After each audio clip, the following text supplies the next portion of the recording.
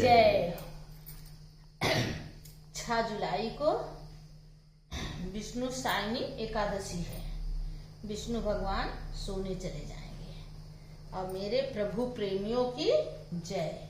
4 महीने के लिए और 4 महीने के लिए ये सोने चले जाएंगे और 4 महीने कोई काम नहीं होता है, कोई शुभ काम नहीं होता। जैसे शादी है, गौना हुआ, मुंडन हुआ और वो दुकान का हुआ, कोई काम 4 महीने नहीं होता। पूजा पाठ चलता रहता और इनकी जगह पे 4 महीने भोलेनाथ सारा कार्यक्रम देखते रहते और ये 4 महीने बढ़िया सोते हैं। इनको सुलाना चाहिए।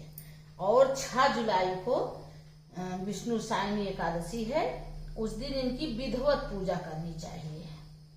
भगवान को विधिवत पूजा करो, सब चढ़ाओ, सब बजाओ और उनको विधिवत सुलाओ और इनकी रोज पूजा करो। और इस पूजा में क्या होता है, 4 महीने का चौमासा होता है। 4 महीने का चौमासा है। उस चौमासा में कई चीज का वर्जित है। जैसे सावन भर साग नहीं खाया जाता, भादो भर दही नहीं खाया जाता, कुआर भर दूध नहीं खाया जाता और कार्तिक में जो 2 चीज फोड़ दो, दाल, कोई दाल नहीं खाजी, दाल। और कार्तिक की प्रमोदनी एकादशी को ये जागते हैं। उसी दिन इनकी तुलसी की और इनकी विशेष शालिग्राम की शादी होती है। उसी दिन से सारा शुभ काम देव उठनी एकादशी, उसी को देव उठनी एकादशी कहते हैं।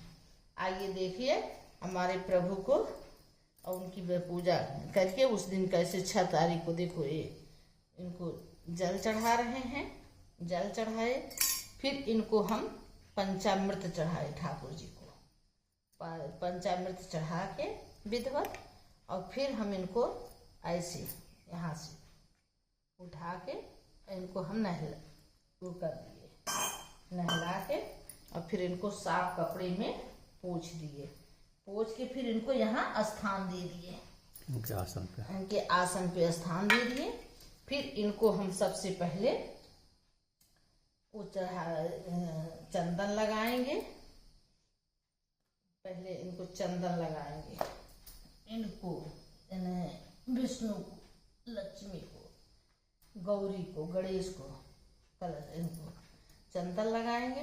हम फिर सबको वस्त्र चढ़ाएंगे। विधिवत वस्त्रम समर्पयामि, सबको वस्त्र चढ़ाएंगे।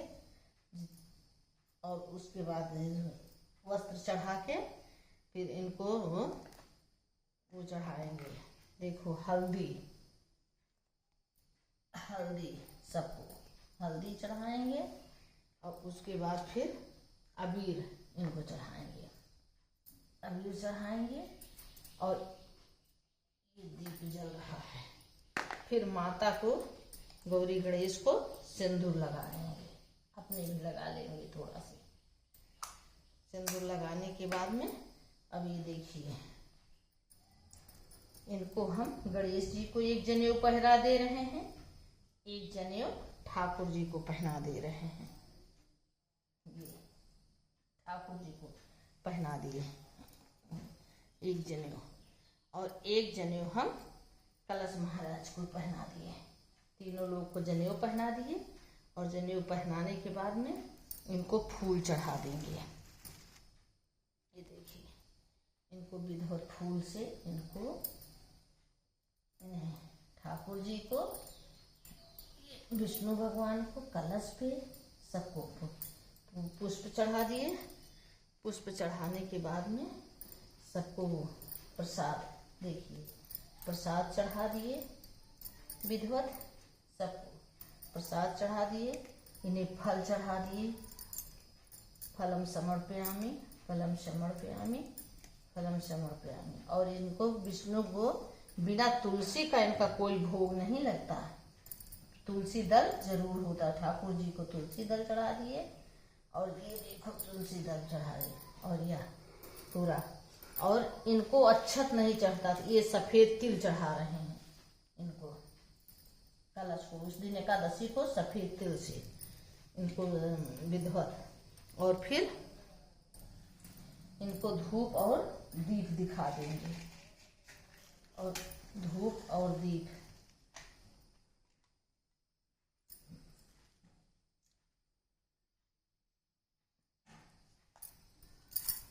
और इनको पान चढ़ा दिए, ये सबको पान चढ़ा दिए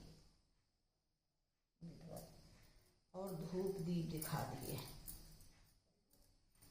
इनको धूप दीप हो गया, पान हो गया, सब विधवत हो गया। अभी आरती होगी और उसके बाद में एक बार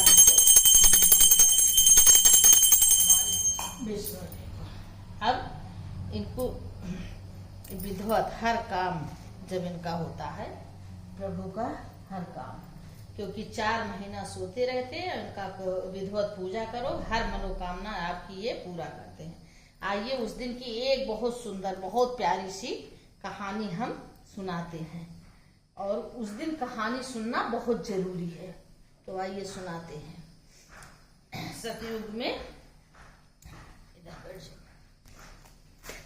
आना भी चाहिए। सतयुग में एक मानधाता राजा थे, और राजा के राज में अकाल पड़ गया था। प्रजा बहुत दुखी थी, प्रजा बहुत दुखी रही। राजा के राज में अकाल पड़ गया। अब राजा बेचारे भाई कुछ दिन तो बहुत झेल लिए, लेकिन अब कैसे झेल पाते, नहीं झेल पाए। प्रजा उनके ऊपर हावी हो गई। कह रही राजा के कोई पाप होगा, इसलिए राज्य में अकाल पड़ गया। फिर राजा एक दिन बहुत दुखी हुए। फिर राजा एक दिन घोड़े पे सवार होकर जंगल में गए। जंगल में गए, वहां अंगरा ऋषि का आश्रम था। तो उन्होंने ऋषि से पूछा, ऋषिवर मुनिवर आप ये बताइए कि मैंने अपने जानकारी में कोई पाप नहीं किया, तो आप अपनी दिव्य दृष्टि से देखिए कि मैंने कौन सा पाप किया है जिस कारण मेरे उसमें अकाल पड़ गया है और प्रजा हमारी बहुत दुखी है। तो अंगरा ऋषि ने देखा अपने उठा से, कहें बताए, कहें देखो ये सतयुग है। सतयुग में मतलब इसमें किसी और को पूजा करने का विधान नहीं है। आपके राज में एक शूद्र तप कर रहा है, आप उसका वध कर दीजिए तो वो सब आपका सही हो जाएगा।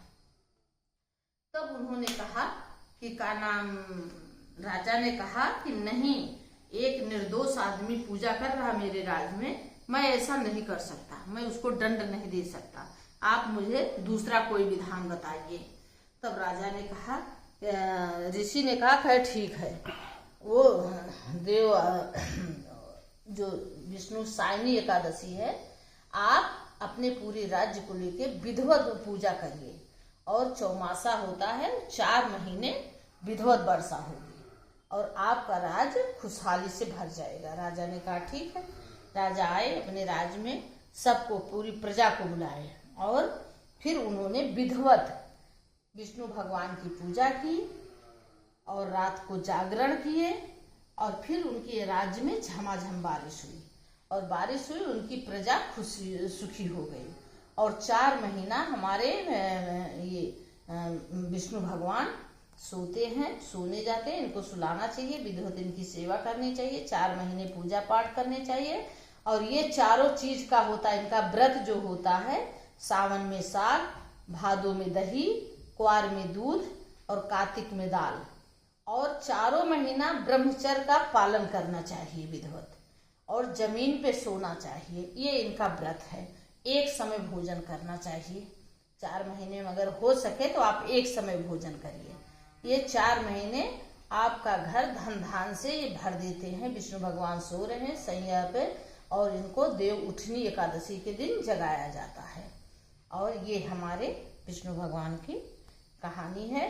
बोलो विष्णु भगवान की जय। ऐसे सबको विष्णु भगवान का, जो एकादशी रहते हो, जो ना रहते हो, सबको इनका पालन करना चाहिए।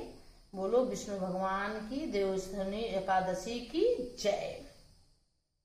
बस इनकी विधवत पूरा हो गई, और इनको दक्षिणा भी चढ़ा दिए। किसी पूजा में दक्षिणा जरूर चढ़ाई जाती है। और में इनकी पूजा हो गई, अब इनकी आरती है।